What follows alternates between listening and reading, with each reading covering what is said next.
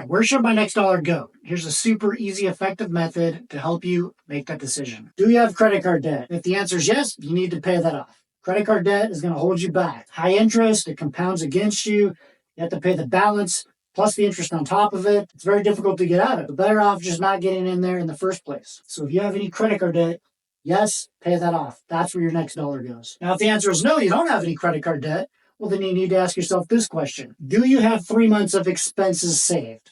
And it's either you don't or you do. That's it. Now, if you don't, then you need to build this emergency fund. You need to put the next dollar towards that until you get 3 months of expenses saved. Life is unpredictable and things happen and it can catch you off guard. When it does, you have some cash set aside to help you get through tough times. If you don't, you're going back to credit card debt. You don't want to do that. You should be tracking your money. You know on average about how much you're spending a month, and so you just times that by 3, and that's where your money goes until you get there. If the answer is yes, you do have 3 months of expenses saved, then you need to ask yourself this. Are you saving 15% to retirement? That's where your next dollar is going to go. And so there's only 2 answers to that. Either you are not doing it or you are doing it. If you're not doing it, guess what? You're going to start or increase it to 15%. Now, some people I know are only doing their match. Most matches average about 5%.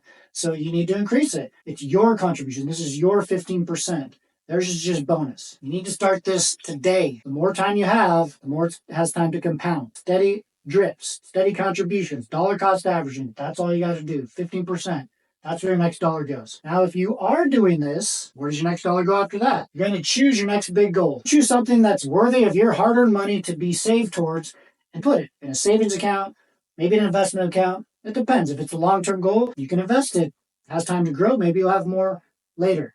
If it's in the shorter term, within the next few years, put it in a cash account, savings account, high-yield savings. Any of those work. But regardless, that's where your next dollar goes. Choose a big goal. You save it there. So to recap, first question you ask, do you have credit card debt? If you do, then you got to pay that off. If you don't, then the next question is, do you have 3 months of expenses saved? If you don't, you need to build an emergency fund. You need to start putting 3 months aside of expenses in a savings account somewhere. Now, if you do have that amount saved up, where does your next dollar go? Are you saving 15% to retirement? Because if you're not, you need to start doing that or increase it. You're not counting the company match.